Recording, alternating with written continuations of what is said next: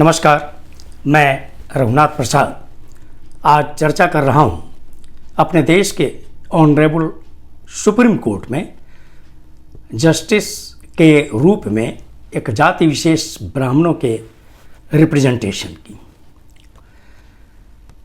मैंने social media से एक रिपोर्ट कलेक्ट किया श्री नमित सक्सेना जी का, जो 23 मई 2021 पर बेस्ड है। इधर आकर कुछ फिगर में अंतर आया होगा, चूँकि हाल के दिनों में भी 9 जस्टिस का अपॉइंटमेंट ऑनरेबल सुप्रीम कोर्ट में हुआ है। देश की आज़ादी के वक्त में ऑनरेबल सुप्रीम कोर्ट में कुल जजेस की संख्या 8 हुआ करती थी। बीच बीच में जो रिवीजन हुआ है स्ट्रेंथ का, तो अब ऑनरेबल सुप्रीम कोर्ट का स्ट्रेंथ है सैंक्शन 34 और अभी वर्किंग स्ट्रेंथ 33 है। सुप्रीम कोर्ट में जो ब्राह्मणों का रिप्रेजेंटेशन था शुरू में वो 33.3% था, जो बाद में चलकर 42.85% तक पहुंचा। 1950 से लेकर अभी तक जो सक्सेना जी का रिपोर्ट है उसमें 247 दिखलाया गया है। अभी कुछ रिटायर भी हुए हैं और कुछ अपॉइंटमेंट भी हुए हैं, इसलिए इसमें कुछ फर्क हो सकता है। और जो ऑनरेबल चीफ जस्टिस हुए हैं वो 47 हुए हैं, और इनमें ब्राह्मणों की संख्या रही है 14, जो कुल का 27.6% है।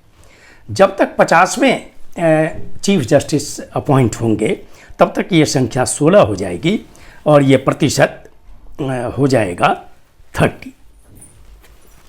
1950 से 70 के बीच और फिर 1971 से 1989 के बीच भी ब्राह्मणों से ऑनरेबल सुप्रीम कोर्ट में जस्टिस के रूप में काफ़ी बड़ी संख्या में अपॉइंटमेंट हुए।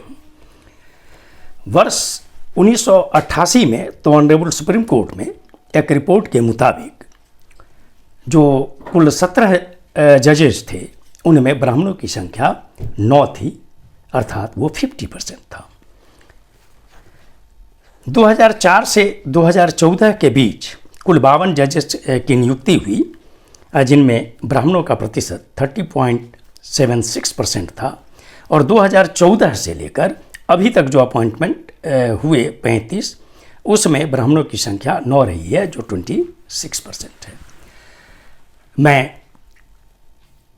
ये चर्चा करना चाहूँगा कि हम सभी लोग जानते हैं, मैं इस पर भी कोई बात नहीं करना चाहता कि इनका अपॉइंटमेंट का जो सिस्टम है, जो भी सिस्टम है, जो कॉलेजियम सिस्टम, मैं उन पर नहीं जाना चाहता, लेकिन इतना मैं अवश्य चर्चा करना चाहूँगा कि ओवरऑल जो परसेंटेज ब्राह्मणों का पूरे देश में है वो 5% के नीचे, इससे ज़्यादा मैं नहीं समझता हूँ कि कुल मिलाकर है। कुछ राज्यों में हैं जहाँ 10% के आसपास भी हैं, लेकिन ओवरऑल जो परसेंटेज है इस देश में वो 5% से कम है। देश की आज़ादी के बाद जो अभी जो 74 वर्ष बीते, इसमें निश्चित तौर पर हर वर्ग से अच्छे अधिवक्ता हुए हैं, या जुडिशल सर्विस में जो डायरेक्ट जो एडीजे वगैरह में आते हैं उनमें भी अब अच्छी संख्या में हर वर्ग के लोग आ रहे हैं, और विशेषकर कमज़ोर वर्ग के लोग तो निश्चित रूप से। तो ऑनरेबल सुप्रीम कोर्ट के ऑनरेबल चीफ जस्टिस से एक भारतीय नागरिक के रूप में निश्चित रूप से मैं अनुरोध करना चाहूँगा कि सभी हाई कोर्ट्स के जो कॉलेजियम हैं उनके द्वारा भी ज़रूर ध्यान दिया जाना चाहिए कि हर वर्गों के प्रतिनिधित्व बढ़ाने के लिए क्या किया जा सकता है, वो अवश्य किया जाना चाहिए।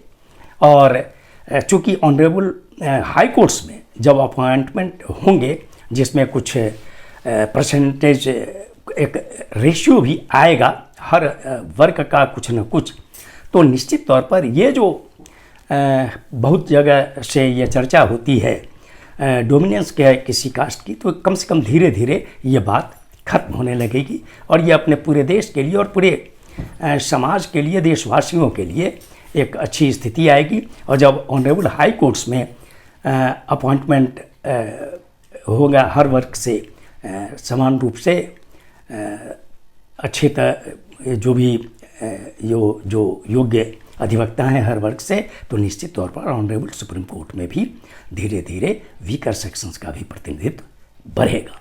ये वीडियो आपको अच्छा लगा हो तो निश्चित तौर पर इसे लाइक करेंगे, शेयर करेंगे। अब तक मेरे चैनल को आपने सब्सक्राइब नहीं किया तो सब्सक्राइब करें, बेल आइकन को अवश्य टच करें। सभी के लिए शुभकामनाएं। धन्यवाद। जय हिंद।